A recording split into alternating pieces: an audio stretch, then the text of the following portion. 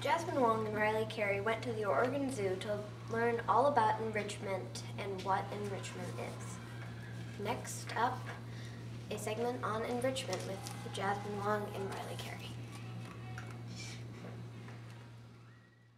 The Catlin Gable Muse team spent time interviewing volunteers at the Oregon Zoo.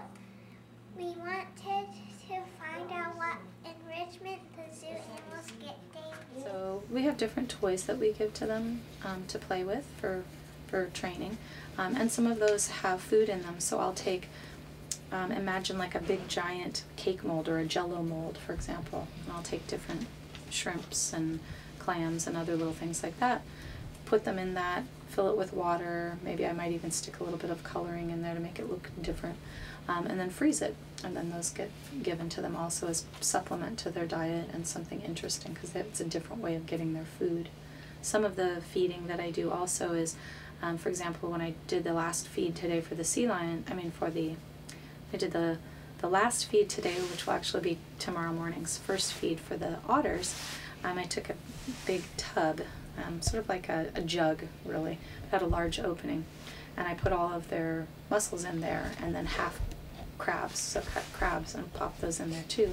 So in the morning those will go out, the morning keeper will feed those out, and it'll just be an interesting way for them to get their food, so they have to kind of fish in there with their paws and tilt it and shake it a little bit.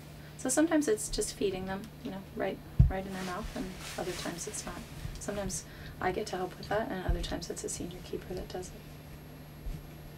How much time do you get to spend with the animals? Well,